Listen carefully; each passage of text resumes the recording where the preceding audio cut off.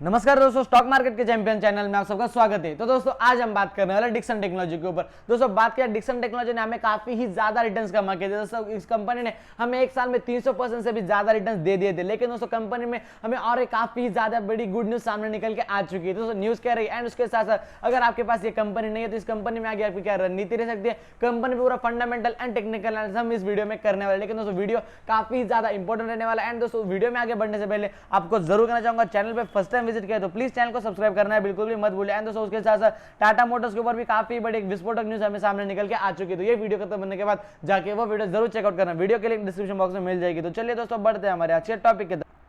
लेकिन दोस्तों कंपनी के न्यूज की तरफ बढ़ने से पहले हम एक बार कंपनी के प्राइस के एंड स्पेसिफिकेशन की तरफ हम एक बार डिस्कस कर लेते हैं। दोस्तों बात करें कंपनी की प्राइस, हमें यहाँ पर 4477 के करीब यहाँ पे हमें ट्रेड करने को मिल रही है। लेकिन दोस्तों बात करें, पहले ये कंपनी 20,000 रुपए का एक स्टॉक था। लेकिन दोस्तों अभी कंपनी में स्प्लिट आने के बाद कंपनी 3600 तक आ चुकी थी। लेकिन दोस्तों बाद में कंपनी ने काफी ही ज्यादा बढ़िया कमबैक किया एंड बार बार किया। दोस्तों कंपनी के बिजनेस में काफी ही ज्यादा पोटेंशियल होते, fundamentally strong company, large cap company and उसके साथ साथ अपने एक बिजनेस में खुद के सेक्टर में दोस्तों मोनोपोली कंपनी क्रिएट करती है। दोस्तों इसलिए कहूंगा इस कंपनी के बिना मतलब दोस्तों आपके रिटर्न अधूरे रहेंगे। दोस्तों कंपनी काफी ज्यादा ह्यूज रिटर्न देने वाली कंपनी। बात की जाए इस कंपनी ने लगभग हमें एक महीने में 11.12% का काफी ही ज्यादा शानदार रिटर्न कमा के दे दिए थे। लेकिन दोस्तों अगर डिस्कस किया जाए कंपनी का 6 महीने का चार्ट पैटर्न, तो इस कंपनी ने आप यहाँ पे देख सकते हो लगभग इस कंपनी में 6 महीने में 67% का काफी ही ज्यादा।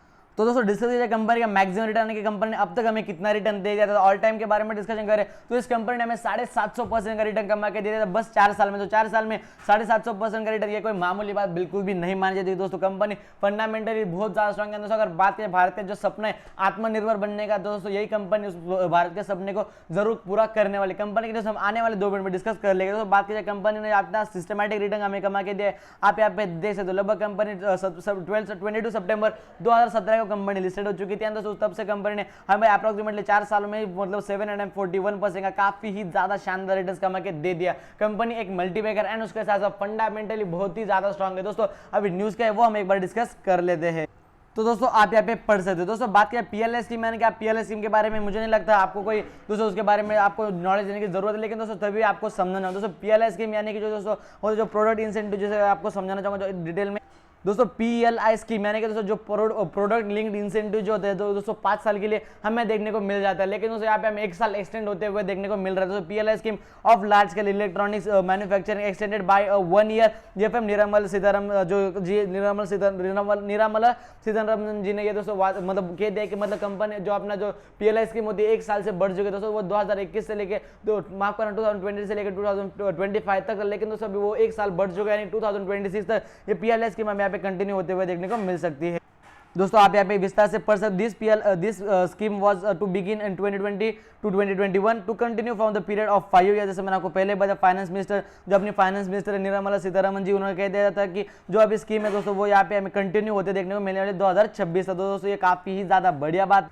और दोस्तों ये कोई पुराना आर्टिकल नहीं है दोस्तों, इन्होंने अब जो फाइनेंस मिनिस्टर है अपनी निर्मला सीतारमन जी ने वो आज ही के दिन हम यहाँ पे अनाउंस कर दिया ऑन 28 जून। यहाँ पे आप ये भी पढ़ सकते हैं। दोस्तों उसके साथ साथ आपको बताना चाहूँगा और दोस्तों जो पीएलआई स्कीम के वजह से हमें काफी ज्यादा यहाँ पे काफी ज्यादा बड़े बड़े कंपनियों को यहाँ पे फायदा होते हुए देखने को मिल सकता है। दोस्तों आप यहाँ पे पढ़ सकते हो company include iPhone maker Apple की जो कंपनी, फिर बाद में जो मैन्युफैक्चर फॉक्सकॉन कंपनी के विस्टॉन, फिर बाद में जो पेगेट्रॉन एंड दोस्तों apart of the Samsung and rising star. दोस्तों के साथ अगर बात जो अपने डोमेस्टिक कंपनीज के बारे में एक बार हम डिस्कशन कर लेते हैं।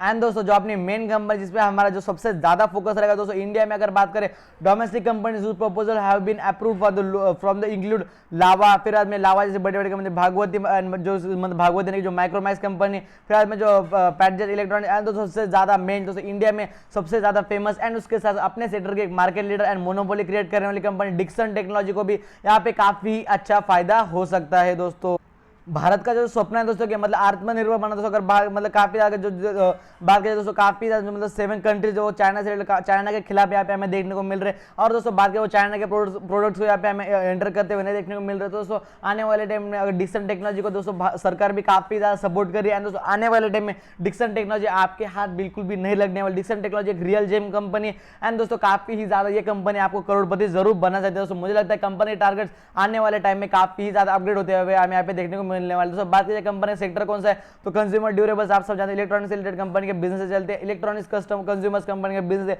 एंड दोस्तों सबसे ज्यादा मेन चीज जो कोई होती है, अगर आप किसी भी कंपनी में निवेश कर रहे हो, राइट, XYZ ABC आप कौन से भी कंपनी में निवेश कर रहे हो, तो आपने देखना चाहिए कंपनी अपने सेक्टर की एक मार्केट लीडर कंपनी है या नहीं, कंपनी जो कॉम्पिटिटर्स है वो कौन कौन है, वो सब देखना है, काफी ज्यादा मेन दोस्तों चीज मानी जाती है। दोस्तों बात अपने सेक्टर की सबसे बड़ी कंपनी, आप कहोगे सर आपने तो सबसे पहले जब आप अगर जिन्होंने जो इंट्रोडक्शन है वो जिन्होंने मिस किया कर दिया होगा उनकी बात अलग है, लेकिन दोस्तों जिन्होंने इंट्रोडक्शन एकदम काफी ज्यादा ध्यान लगा के सुना होगा उन्होंने वो कर रहे सर आपने तो कहा था डिक्सन टेक्नोलॉजी एक अपने सेक्टर की मोनोपोली बिजनेस है। दोस्तों मोनोपोली एक 2 टाइप के मोनोपोलीज होती है। सबसे पहला मोनोपोली अगर डिस्कशन करें दोस्तों, एक कंपनी है जिसका जो बिजनेस कर रही है दोस्तों उसके अलावा वो बिजनेस और कोई करता ही नहीं है, राइट। लेकिन तो दूसरा टाइप की मोनोपोली है दोस्तों, इस कंपनी जो चार्ट पैटर्न ऐसा रहेगा और बाकी के जो कंपनीज है इस तरह के, मतलब जो बाकी कंपनी बिजनेस वो करते हैं लेकिन काफी ही ज्यादा कम पैमाने पे करते हुए हमें नजर आते हैं दोस्तों। मतलब डिक्सन टेक्नोलॉजी एक काफी ही ज्यादा बड़ी कंपनी है दोस्तों। बाकी के मतलब दोस्तों ये जो मैंने बड़ा चार्ट पैटर्न किया ये डिक्सन टेक्नोलॉजी है दोस्तों। बाकी के छोटे छोटे कंपनी मतलब दोस्तों अगर कोई भी बड़ा कॉन्ट्रैक्ट रहेगा तो सबसे ज्यादा बड़ा कॉन्ट्रैक्ट डिक्सन टेक्नोलॉजी को ही मिलते हुए हमें देखने को मिल सकता है दोस्तों। बाकी डिक्सन टेक्नोलॉजी एक अपने सेक्टर की काफी ही बड़ी मार्केट लीडर कंपनी, लगभग 26,000 करोड़ का ह्यूज मार्केट कैप रखने वाली कंपनी दोस्तों। इतना बड़ा huge market cap, large cap company होने के बावजूद इस कंपनी ने हमें 300% से भी ज्यादा रिटर्न कमा के दे दिए थे। फिर बाद में दोस्तों डिक्सन के बाद कौन सी कंपनी आती है, यामाहा इलेक्ट्रॉनिक्स। दोस्तों कितना मार्केट कैप, बस 388 करोड़, एकदम छोटी सी कंपनी। फिर में वीडियोकॉन इंस्पायर में 245 करोड़ की एकदम छोटी मोटी कंपनी। लेकिन दोस्तों अपने सेक्टर के मार्केट लीडर कंपनी को खरीदना ये मामूली बात बिल्कुल भी नहीं मानी जाती दोस्तों। लेकिन कहना चाहूंगा आपने अगर बात किया, अगर दोस्तों आपने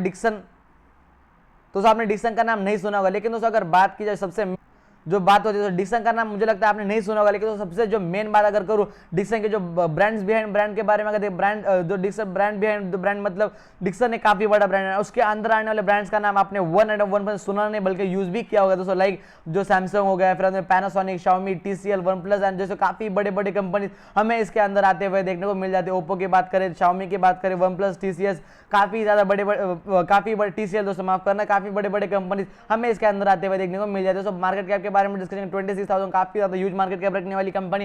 एंड स्टॉक पी के बारे में डिस्कशन करें तो 164 के करीब हमें कंपनी का स्टॉक पी देखने को मिल जाता है। लेकिन दोस्तों कंपनी का जो प्राइस टू अर्निंग रेशियो है वो थोड़ा एक्सपेंसिव है, लिटिल मोर। लेकिन दोस्तों कहना चाहूंगा कंपनी के बिजनेस में काफी ही ज्यादा पोटेंशियल है दोस्तों। आने वाले टाइम में इस कंपनी जो ग्रोथ रहने वाली है वो काफी ही ज्यादा फैंटास्टिक हमें देखने को मिलने वाली है दोस्तों। बात करें करंट प्राइस कंपनी 4475 के करीब यहाँ पे ट्रेड कर रही है। एंड लेकिन दोस्तों जरूर कहना चाहूंगा कंपनी पहले दोस्तों 20,000 की कंपनी, लेकिन दोस्तों कंपनी में स्पिल्ट आने के बाद कंपनी की प्राइस इतनी कम होते हुए हमें नजर आ रही। कंपनी का रिटर्न ऑन इक्विटी लगभग 25% जो डिसेंसी है। एंड कंपनी का जो 52 वीक है, 52 वीक लो जो कंपनी की लोएस्ट प्राइस लगभग 1080 से सीधा 4683, यानी कंपनी ने अपना जो शेयर की प्राइस है एक साल में इंटू 3 टाइम करते हुए हमें नजर आ रहे हैं दोस्तों। उसके साथ अगर डिस्कस किया कंपनी डिविडेंड, छोटा मोटा कंपनी डिविडेंड की बात करते हैं, कंपनी के फेस वैल्यू यहाँ पे हमें 2 के करीब नजर आ रही है। लेकिन दोस्तों पहले कंपनी के फेस वैल्यू यहाँ में 10 के करीब नजर आती थी। एंड दोस्तों लेट मोर कंपनी के जो सेल्स है वो काफी ही अच्छी तरह से ग्रो करे। 2012 में कंपनी का 572 करोड़, 2015 में 1200 करोड़,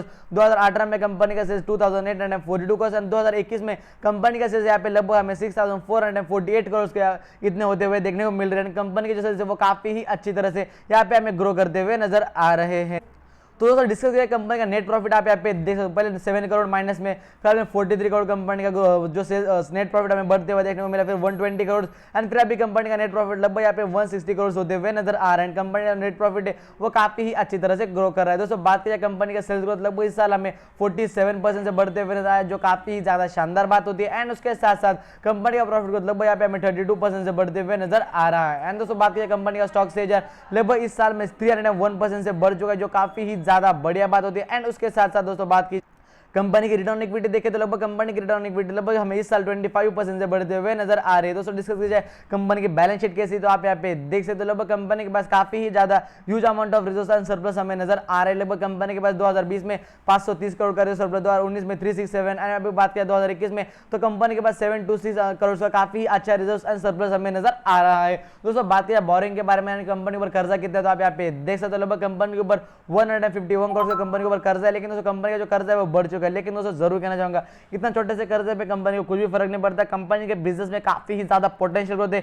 ये चीजें मैं आपको बार बार समझाता रहता हूं। एंड उसके साथ साथ डिस्कस की जाए जो मेन बात कंपनी का जो शेयर होल्डिंग पैटर्न है उस पर हम एक बार नजर डाल लेते हैं। तो दोस्तों बात किया प्रमोटर के पास लगभग यहाँ पे हमें 35% का स्टेक है, लेकिन दोस्तों आपको सर 2018 में जो कंपनी के प्रमोटर थे उनके पास 38.93% का स्टेक था ना, अभी उनके पास बस 35% का स्टेक है, यानी कंपनी जो खुद प्रमोटर उन्होंने अपना स्टेक कर दिया। तो दोस्तों बात करिए कंपनी ने अगर प्रमोटर ने स्टेक कम कर दिया तो ये कोई गलत बात ज्यादा नहीं होती, राइट क्योंकि दोस्तों अगर कंपनी प्रमोटर ने 2-3% स्टेक कम करे तो कंपनी कोई डिस्ट्रॉय नहीं होने वाली, राइट। दोस्तों अगर आप देखा जाए फॉरेन इन्वेस्टर के पास पहले बस 6% का स्टेक था, लेकिन अभी 19% स्टेक हो चुका है। तो आपने पॉजिटिव चीजें भी देखना चाहिए इसे फंडामेंटली स्ट्रॉन्ग कंपनी को खरीदने से पहले। एफआईएस के पास लगभग अभी 11.2% का स्टेक है, दोस्तों पब्लिक के पास लगभग यहाँ पे हमें दोस्तों काफी अच्छा 34.10% का स्टेक नजर आ रहा है।